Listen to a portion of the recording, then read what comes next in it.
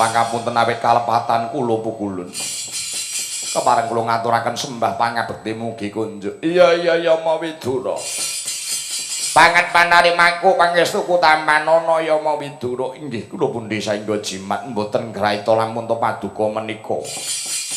Jawata ing pertapan sumur gumuling Sang Hyang Bedawanganala. Iya.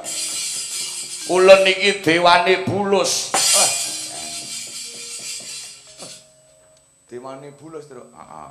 Nek dewane ula Sang Hyang Anantaboga. Dewane iwak Sang Hyang Naga Basuki ya Sang Hyang Naga Baruna ana sing arani ngono. Dewane bulus ya iki Sang Hyang Bedawan Anala. Sampeyan dewane bulus. Iya, Bagong. Jek duwe minyak ora? Apa to, Kok? Minyak? Apa? Minyak bulus? Engko iso lho ngono. Rena tak waplok. Matane picek. Dewa kok dijaluki minyak. Minyak bulus. Nyuwun mangapuramu ya, Den. Anggonku mrepeki kelawan kowe iki bot-bote aku diputah dening anakku wadon si Analawati. Mergo Analawati kuwi ketemu kelawan kowe nalika ning Pasupenan kon goleki kelawan aku mula aku midringrat anglaya bumi. Munggah gunung mudhun jurang. Ndelalah Gusti ngeparengake aku ketemu kelawan kowe ning papan kene. Nun inggih. Ngene ya, Den. Gandeng dina samangke wis ketemu kelawan kowe. Mara gage kowe tak takoni upama kowe tak arabekke karo anakku wadon Analawati kira-kira gelem apa ora? Penggalih riyen lho, Gus. Urung tau pethuk. Sakniki niku jamanipun senes jaman Siti Nurbaya ngoten. Apa, Tru? Nurbaya. Lah jeneng wonge aja di ngono kuwi Nurbaya. Heeh. Nurbayan. Iya ya. Nuwun sewu aja gampang percaya. Bapake kowe kaya ngono. Lah iya. Petruk, lho pun ngerti kula. Aku bapakmu Semar wis ngerti ngono. Oh mangsane elek-elek aku ki dewa, kowe aja nyepelekne karo anakku. Ambak bapake kaya ngene wujude ning anakku wadon ki widodari, anakku ki ayu. Cobi kula tak pengin weruh buktine. Semrep riyen nggih, Gus. Iya, Petruk. Nek wis roh wujude kari monggo kersa lan ora gumantung panjenengan. Kene nduk metu saka kantongku kene, Ger.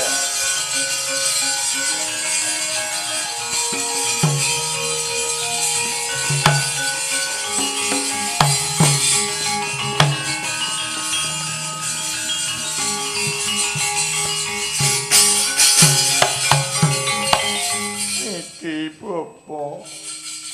Iki lho cahe ning mburiku. Apa? Sing tau ketemu ana ing pangimpenku ya ampun, gandenge ora jamak Bapak. Aku rabekno Bapak ki lho awakku wis kemringet kaya ngene. Lah, ya kok sik ta wong wedok ki sing jaga prajane ngono lah. Aja kaya ngono kuwi ora ngisi-isini bapake seneng ya seneng ora kaya ngono kuwi. Aku rabekno Bapak. Iya aku gelem ning kari Raden Yamawidra iki gelem karo kowe apa ora? Sing rada anu no, campen lho wong wedok iki. Ora nyah-nyah ngono kuwi ora. Demen ya kenek. Ini aja diketok-ketokne. Sawangan kuwi. Bener kuwi padha Yamawidra iki. Ya ampun. Apa iki? Apa aku ora bekno? Iya kok sik diamput iki meneng ae. Raden wonten dawuh pukulun. Sawangen iki anakku wadon si Analawati. Gelem apa ora? Nek pancen ora gelem ya ora apa-apa, wong padha wutuhe. Inggih. Piye, Gong? Hah? Piye? Cantik terus. Cantik. Lah iya. Kaya ngono anu Ndara Yama Widura apik-apian nek mboten kersa kula napa pripun? Raimu. Kali. Gelem ora Raden? Urun. Nek ora gelem ra apa-apa padha wutuwe. Nyatane ya petuk lagi iki pomo ora gelem ya ora apa-apa. Gelem apa ora? Urun bukulun. Nek ora gelem ndak apa-apa lho, nyampol. Ora usah digawe angel jamane saiki iki kebun nusu gudel tegese wong tua manut anak nek anak seneng monggo nek ora gelem ya ora apa-apa. Gelem apa ora? Purun bukulun. Nek ora gelem ora dadi perkara. Purun. Ya banter kowe. Gelem to. Inggih pulo purun. Nah, gandeng ling lanang gelem, saiki genti sing wedok. Nalawati. Apa bapa? Kowe gelem ora tak rabekne karo Yama Widura, ya tak tarine awakku sik. Piye? Tak tarine awakku sik nek awakku gelem, aku ya gelem nek awakku moh, aku ya moh. Lek munari awakmu iki piye? Menengo sik to bapa tak tarine awakku. Awak kowe dirabi karo Yama Widura gelem apa ora? Nek kowe ora gelem kowe menengo ae, nek kowe gelem kowe obah.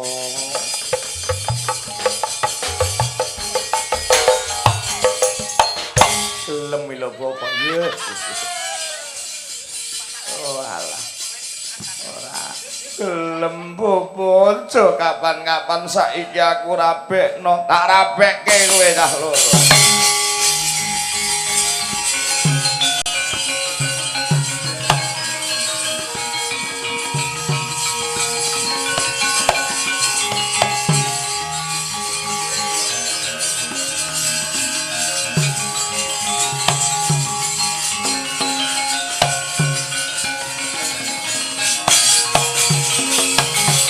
Yama Widura wonten dawuh bukulun. Terokno ucapku. Inggih. Kowe bakal tak rabekke ngesaken dawuh.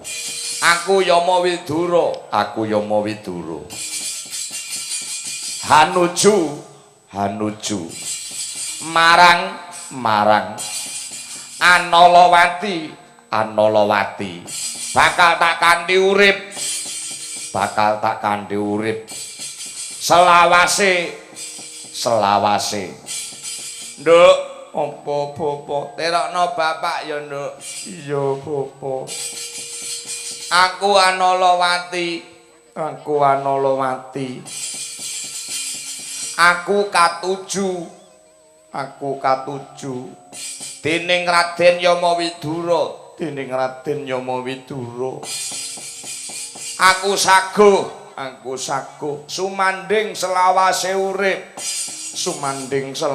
urip nganti puputing umurku sah kowe dadi bojo lah loro.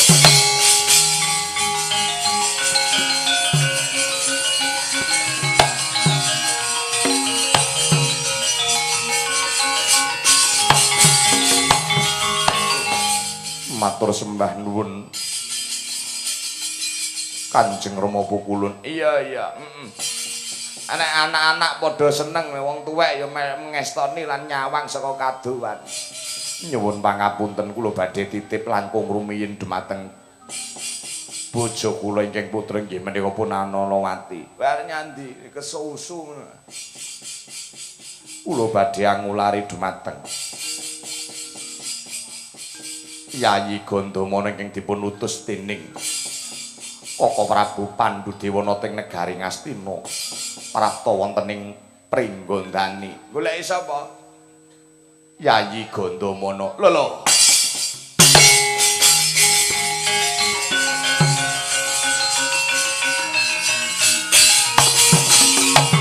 Tapi kowe kuwi goleki Gandamana Lakar kados mekaten. lah dalah. Sumurupa awit saka palapurane para bulus-bulus anak buahku sing ana ing dasaring lemah Gandamana dina samangko dicemplungake luweng dening wong Pringgondani. Dina samangko ditamblek karo sela, tamblek karo lemah. Kang sarta wit-witan mapan ana dasaring sumur, mbuh mati, mbuh urip. Yayi Gandamana. Oh Yayi.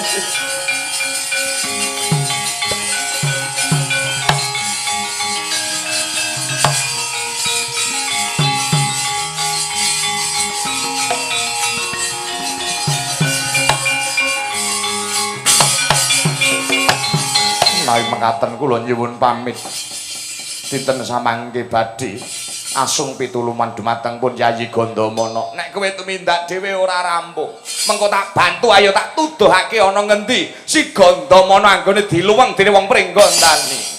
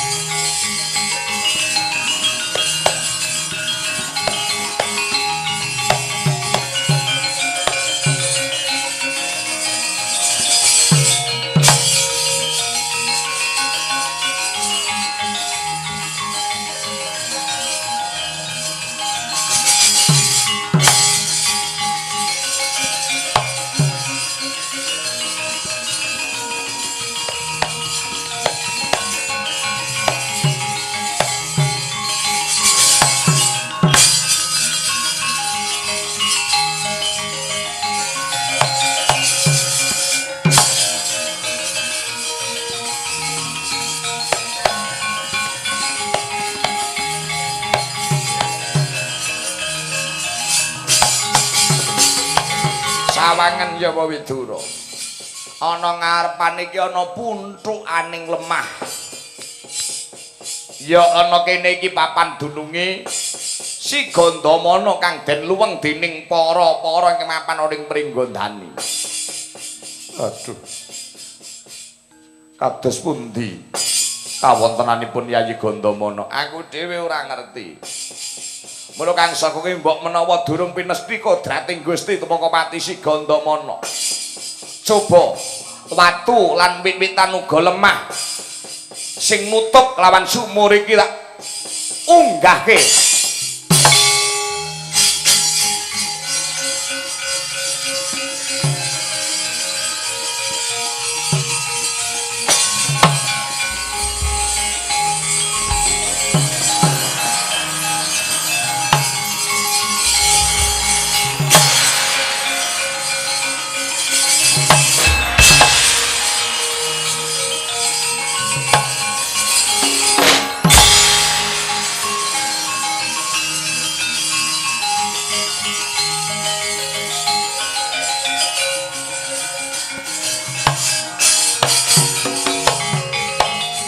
Sampun Kanjeng Rama Pungkulun wis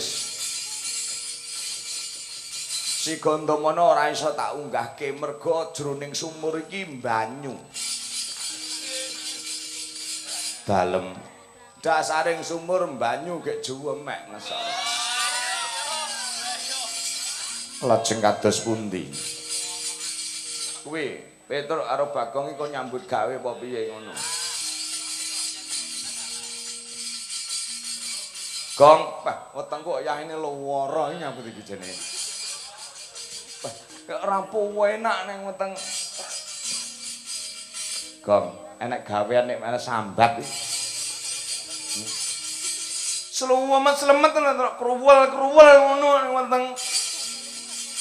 Rene apa tak bandhem boto ndasmu.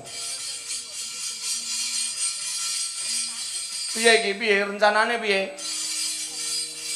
Awake dhewe kudu bisa mbudidaya. Piye carane Raden Gandamana dientasake saka dasare sumur. Nah terus ya kaya wong duduk sumur kae. Salah siji eneng sing nyemplung, salah siji ana sing ning dhuwur. Sing ning dhuwur aku wis. Aku sing ning dhuwur. Bobotmu karo bobotku kuwi ambak lemu kuwi ning jek abot aku, ngerti ra? Sawangan to. Kowe lemu ning kowe iki ndek. Lho. Petruk kuwi awake ya ora pati lemu ning dhuwur. Heeh. Bobotmu piro? 90. Sak gentong nang kuwi. Lah iya. Engko nek nganti sing nyemplung aku tambange iso pedhot. Wah, lah iki. Gelem ora gelem kudu kowe. Mbok liyane lho, Truk. Wah, sampah awakku ora petek fit iki. Iki gawean, ngono. Iki mesti entuk boku ngati ning Ndarayama Widura ora bakal kendel, ngono lho. Wah, li amang-amang nyawa lho, Truk. Nyemplung sumur kok gek nek gas. Apa? Gas. Gerombolan anak setan. Ora, nyambut gawe wis to. Tenangno pikirmu. Lek ketok gaweamu, ndara ki ora meneng. Wis to. Nek dandan-dandan apa, mesti diraketang rokok dikeki ta. Ora. Nah, tak taleni wetengmu ya. Tak taleni wetengmu karo tambang, ya ta? Mengko terus tak cemplungi sumur alon-alon. Engko tekan dasare sumur kowe slulupa. Heh? Slulup Raden Gandamana rangkulen lek tarik munggah. Lah omonge penak. Sing lakone lho. Ya lek tambake ra pedhot. Lek pedhot maklung aku mrene mati. Lah ya kok tak pendem pisan. Matamu kowe demen karo bojoku ya. Tangamu no kuwaplok kowe kok. Ora Gong, iki demi. Alah, demi ora. Gelem ora? Ya wis. Aku sing ning dhuwur apa kowe sing ning dhuwur? Nek kowe ning dhuwur, kowe engko ora kuat nahan bebane awakku, ora urung kowe katut nyemplung pisan. Nek kowe karo aku katut nyemplung sing nulungi sapa? Lho. Dalange no. Kowe, belum ora gelem kowe. Madhep rono, madhep rono. Madhep rono lho. Iya ya, aja ngamplengi ngono to. Sabar ngopo to. Sing ngrasa lho. Aja tali wangsul lho, tali pati lho. Iya iya. Engko tali mantuk ora. Sik tak golekne sing rada dawa. Aja debok lho, Truk. Tampar lho. Iya iya.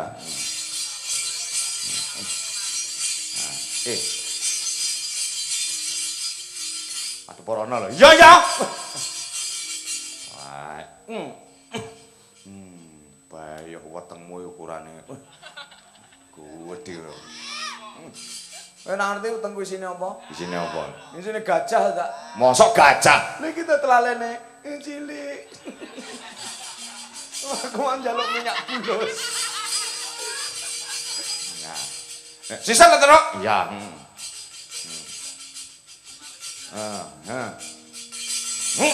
Truk kesiseten, lha iso ambekan aku. Lha dadi kendhone.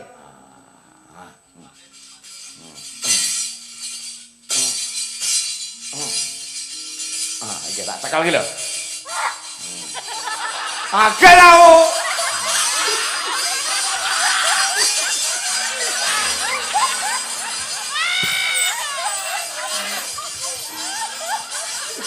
Wah, ngaget wong sak rombongan.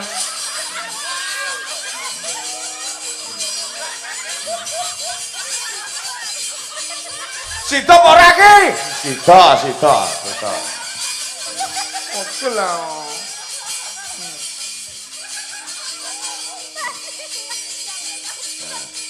Awas, Gong. Iki dicoba lho, Gong, kekuatane.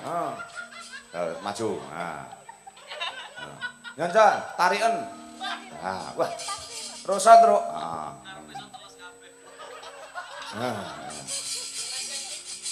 Rosa lagi. Iya. Kuat. Ayo nyemplung. Ayo, tak lasne iki lho.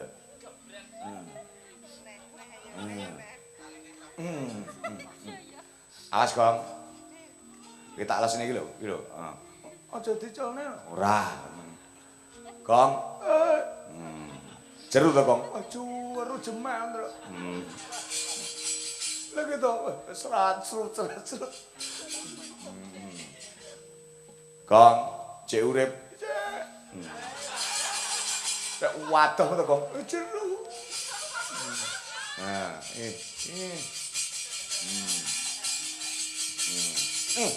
iya. Kang, wis ketemu? Kurang titik. Oh iya. Trok. Ngapa? Pas banyu iki lah. Lah kowe wis lupa, kuwi Ndara Gandamana ning jerone banyu kuwi. Lha iki ketok sikile. Sithik ya, Kang. Rangkulen mulai kowe wis ngrangkul Raden Gandamana, mengko kowe kandha. Oh, isyarat. Heeh. Muni wis, ngono ya.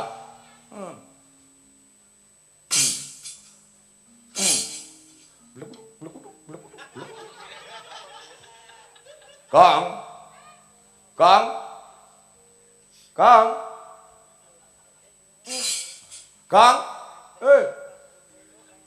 Wis. Nah, kerete.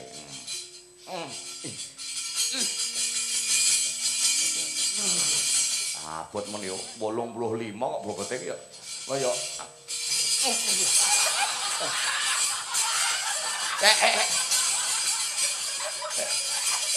nyamplok aku lho mantane. Wah, panik iki rada abot niki pulun. Wah. Wis, Kang. Wis. Berapa?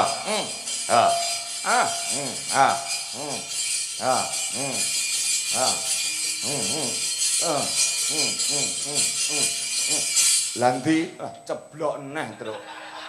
ceblok neh. Wek aja ngesel-ngeseli sing ning dhuwur. Iki kene lek tenagane dikuras kok ora. Lah mau wis tak rangkul domonge lunyu. Ora ndang lho. Ora. Ora ngrasane jero puweteng dedet kok. Wah. Ayo sawangen to lho. Jero puweteng dedet. Andang di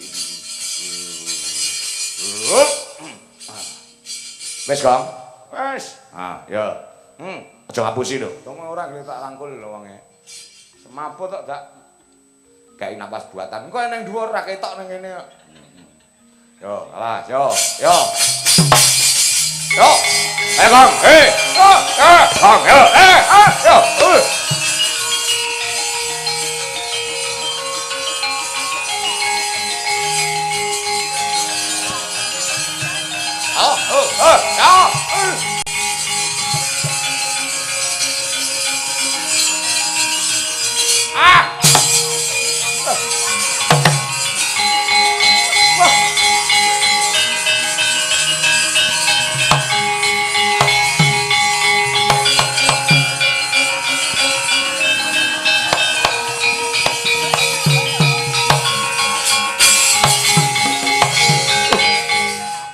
Yayi Gandamana.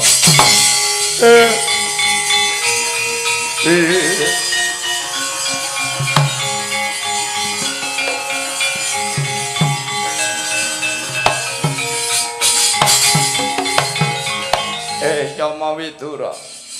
Iki Gandamana meh kentekan tenaga, tujune Gusti ngemarangake isih ana ambekane. Margake sumingkira tak kirimane bayu kekuatan men pulih Gandamana.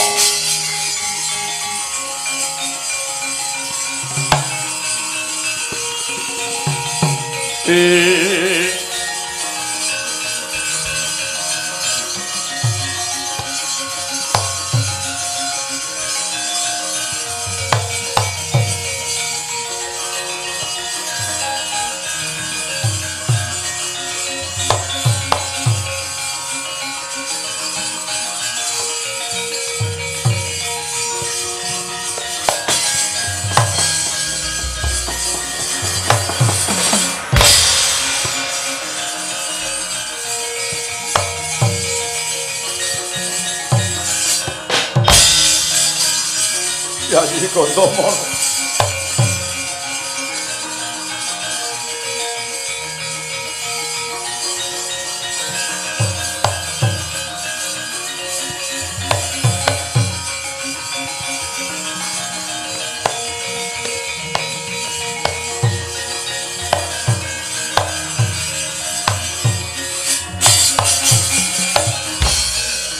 Matur nuwun Kakang Mas Yama Widura ingkang sampun sing nulungi kowe dudu aku Yayi. Nanging pukulun Bedawanan Nala. Matur nuwun pukulun. Iya. Gandamana kelawan jeneng sira Yama Widura sumurupa. Dina samangko salugune wong pringgondani kuwi ora luput, wong pringgondani kuwi ora maeka si Gandamana mung wae. Ana sak mburine wong pringgondani pancen ana pawongan sing bakal gawe kapitunane si Gandamana. Kowe tak kandhani ning kowe aja nesu ya Gandamana. Merga anggone gawe luput nembe ping pisan iki tumrap ping kowe. Mengko nek wis gawe luput rambah kaping pindho wis mangsa bodho. Sing ngancam patimu salugune dudu wong pringgondani. Nanging sing ngancam patimu wong Astina dhewe sing serik karo kowe sing milik kalungguhan patih ya kuwi Harya Suman. Harya Suman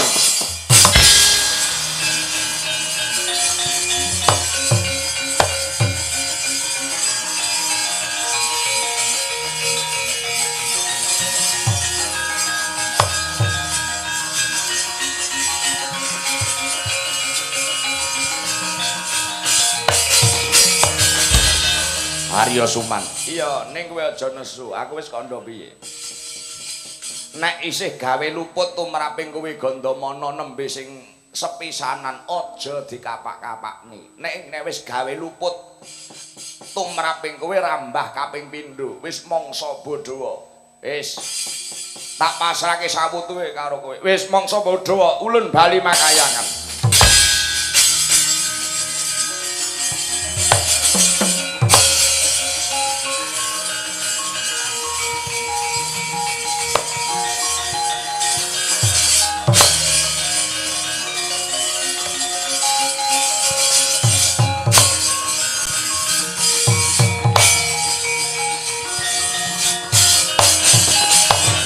Arsa madangi jagat duk mungup-mungup aneng sapucaking wukir mbrebabak bang sumirat ning soroting surya mega lan gunung-gunung Astina.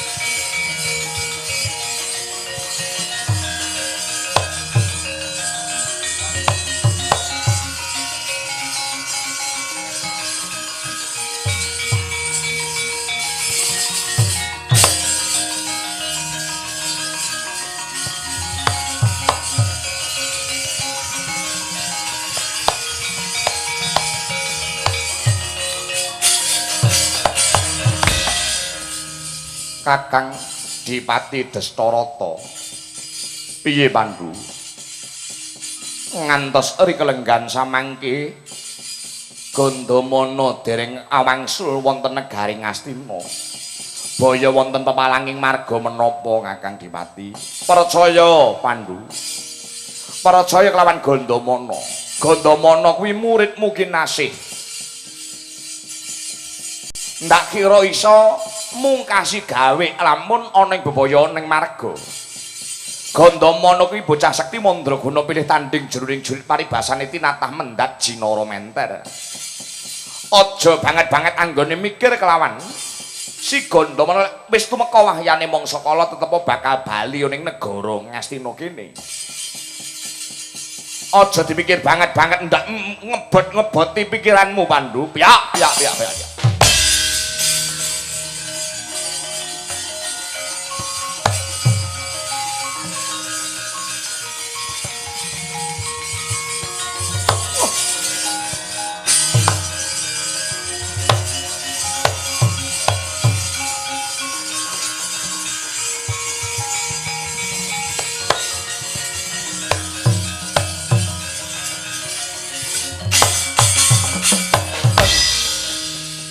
Suman. Nun inggih Kakang Prabu. Eneng apa? Dini awakmu rojah rajeh akeh getih kang tumemplek ana ing sandangan. Kang sarta padha inggih ngaturaken ketiwasan. Nadyan to kula menika mboten dipun perintah dening Kakang Prabu Pandhu. Nanging kula jumangkah bobotipun kula menika kasok katresnan kula dumateng Kakang Gandamana. Kula mboten negakaken menawi dipun utus secara pribadi dhateng Pringgondani. Kula tetaken lampahipun Kakang Gandamana dumugi wonten negari Pringgondani tinemune jebul. Laras lamun to wong Pringgondani sampun tata-tata kegiatan badhe mapakaken kridanipun pun Gandamana. Gandamana dipapak dening Wadyabala Pringgondani lakar kados mekaten. Kamuning ngono Kakang Prabu bilih Kakang Gandamana dipun kroyok dening wong Pringgondani. Sasampunipun dipun bondo dicemplungaken wonten ing luwang dipun cemplungaken wonten ing sumur. Lah karep kula mbiyantu dumateng Kakang Gandamana ning kula nggih nderek dipun ajar dipun piloro kalian wong Pringgondani satemah rojah rajah awak kula kados mekaten. Dinten samangke Kakang Gandamana sampun dumugi ning pejah dipun cemplungaken wonten madaning luwang Gandamana mati.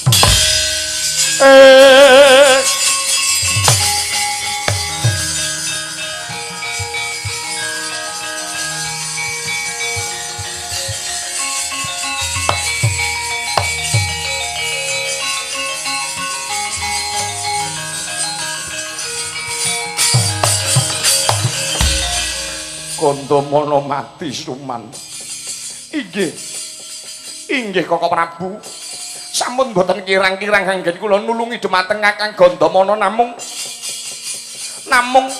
kula mboten saged nrenggalangi kegiatan saking Pringgondani ingkang sampun tata-tata sikap gamaning ayuda. Kula kepara badhe nulungi Kakang Gandamana kula malah dipun larak kalian wong Pringgondani satemah rojah rajeh badan kula kados mekaten. Iya. Jagat Dewa Bathara Pandhu. Lelakon mono wajibe mung dilakoni Pandhu. Mbok menawa kodrate umure si Gandamana ya mung tekan semono kuwi. Nyuwun pangapunten sinuwun. Piye Gendari? Kepareng kula usul. Gandeng ratu menika minangka tetimbangan menika patih. Mongko patih paduka sampun dumugi ning pejah. Menapa mboten langkung sae paduka milih tiyang sinten ngoten supados dadi patih minangka tetimbangan paduka. Awit ratu tanpa patih ngibaratipun timbangan menika jomplang sanget. Iya. Kaya bener ucapmu Gendari. Mula dina samangko panjenengan ingsun sak matine Gandamana kudu nemtokake pawongan sing nglungguhi kepatihan dadi patih negara Ngastina. Nyuwun pangapunten menawi milih tiyang sampun kula lho Kakang Prabu. Sampun kula ingkang dipun dadosaken patih.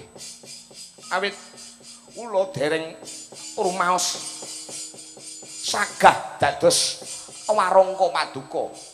Suman sabda Pandhita Raja Ratu sabdaning Nalendra tan kena wolawali Pandhawa Kresna tumetes ing glancang sita.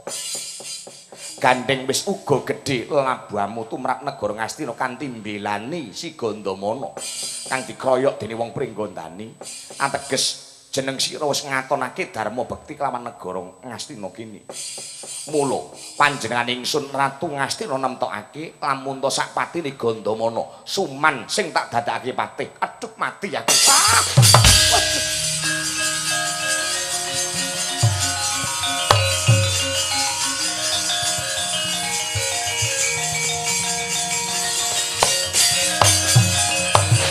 Nadyan to awrat kados pundi ngemban jejiban menika Kakang Prabu kula sembada minangkani dawuh mangandika paduka. Iya. Ora ana kang patut dadi patih negara Ngastina kejaba mung kowe Suman. Ngesokaken dawuh. Pareng kula badhe tata-tata anggen kula badhe iya sedidik wanci bakal ndak wisuda dadi patih ing negara Ngastina.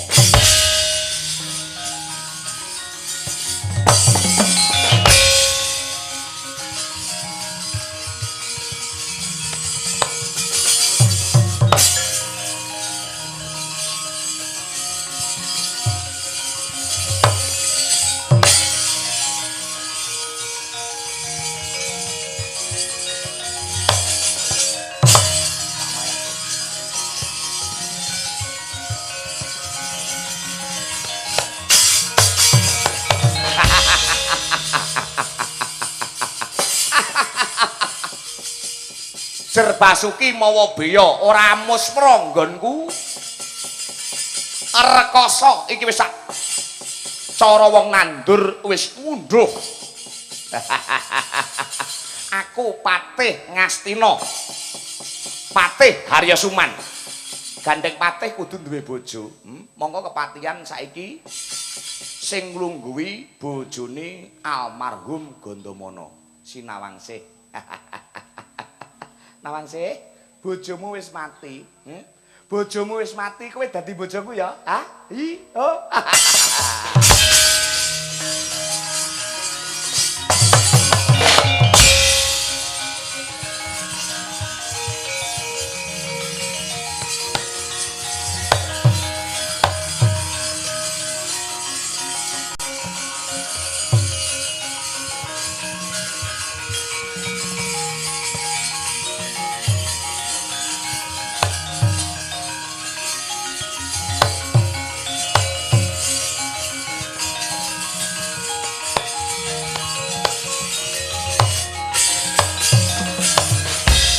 Ora mangling Yayi Haryasuman. Iya, rasah yo yayayi ngono to. Ternyatane kuwi adiku. Adi lek tumraping silsilah, ning lek perkara umur ya isih tuaku to. Nawangsih, Ponjangkar karo aku. kowe krungu kabar apa ora? Perkara apa? Sing magebokan kelawan bojomu Kakang Gandamana. Kakang Gandamana kena ngopo? Dina samangko dinuta dening Ratu Ngastina Pandhudewanata prapta negara Pringgondani sumurpa. Bojomu Gandamana mati diranjap gaman ning Pringgondani. Kakang Gandamana. Kakang Gandamana.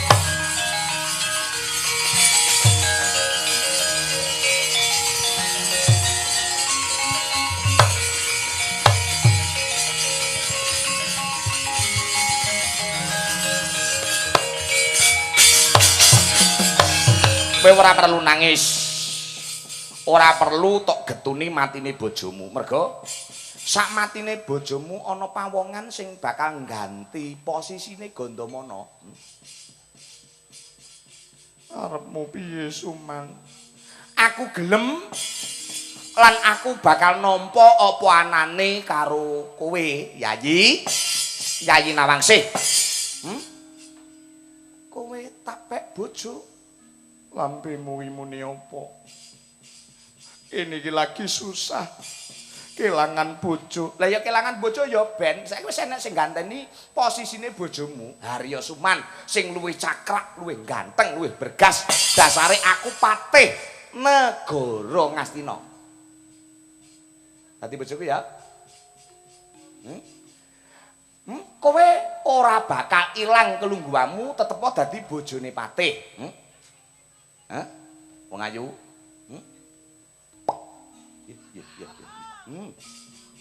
Janggut nganti sih kaya ngono. Ya ampun. Tanganmu kuwi lho.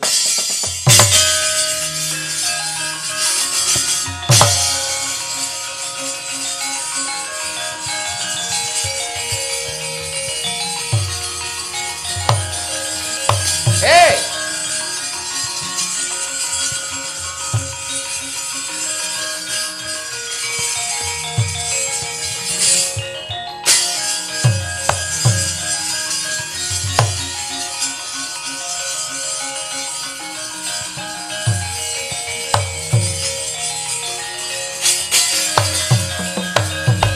Apa aku kudu nggunakne kekerasan supaya kowe manut karo aku? Nawangsih. Aku lahir batin nggon tresna kelawan kowe. Apa kudu nganggo kekerasan? Katresnan kuwi ora iso dipeksa, Suman. Katresnanku mung marang Kakang Gandamana. Ora bakal keliya. Apa aku kudu nggunakake kekerasan, kowe kudu tak pateni merga sumpahku tinimbang aku ora iso rabi kelawan kowe. Luwih becik kowe tak pateni. Rasa tok pateni aku nyusul Kakang Gandamana. Senayu. Wah, ayun.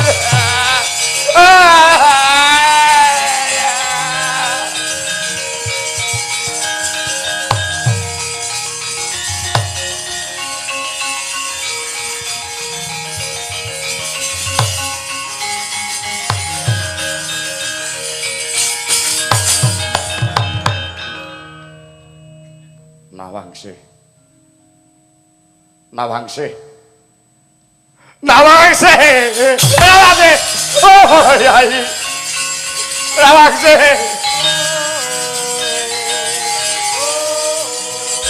Yai. Oh.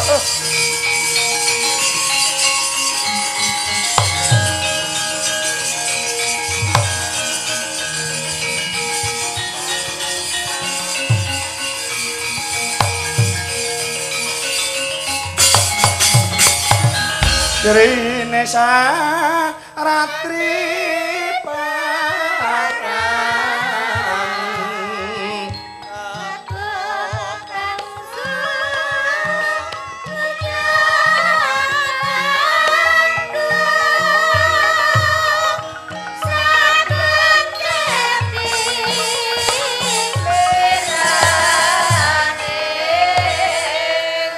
Nawang se Wendi si aku Yai. Ora. Aku ora iso nampa kasuyatan iki. Lawangse. Kowe urip. Yai kowe urip. Ban.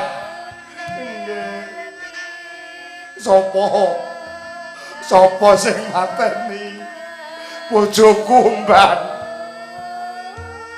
Wau Arya Suman dumugi mriki motho-motho dhumateng Keng Garwa Raden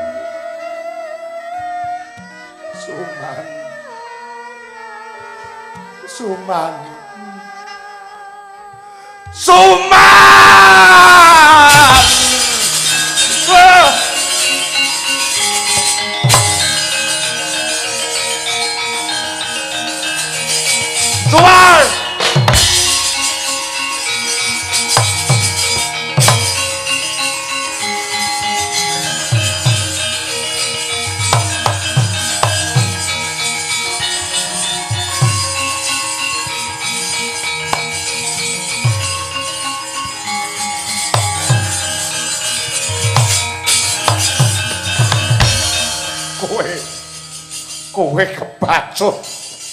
kowe kebacut Suman.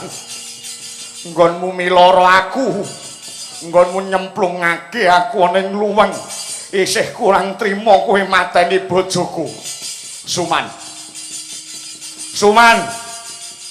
Dina samangku sawangen Gandamana sing bakal jeju ing kuwandamu. Suman bajingan kowe. Suman.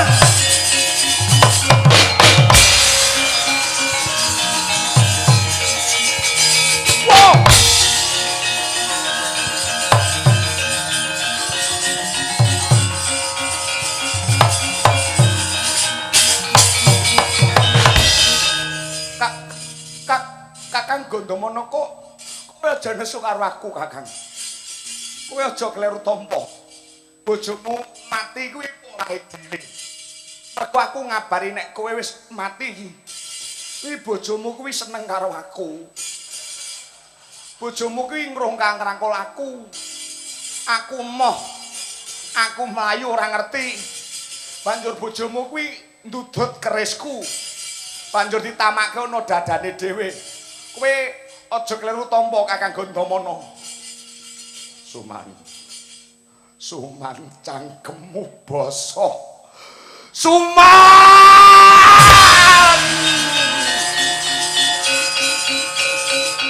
Mutiar kowe. Suman.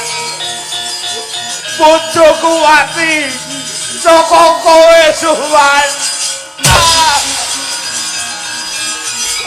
Mati.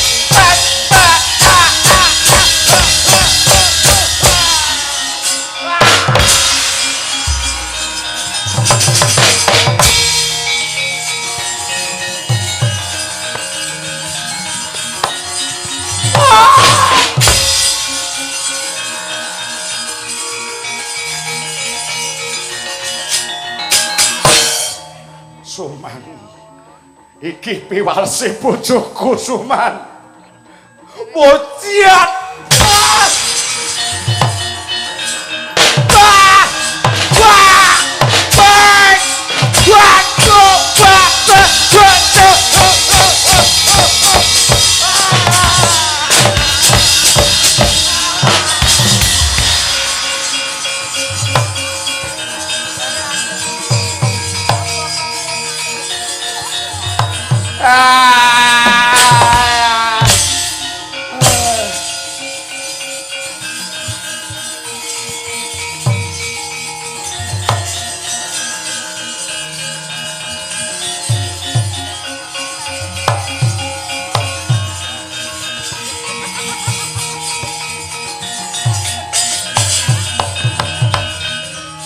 Iki sapa? Iki sapa?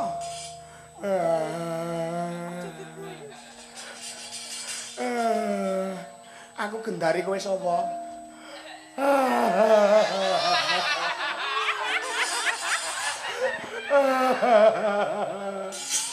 Wis ta? Kowe iki sapa? Kenang apa kowe? Sapa?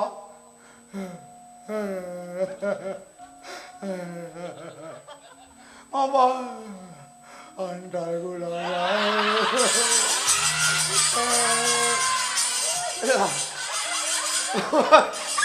Kowe iki sapa? Ya Suman, Suman.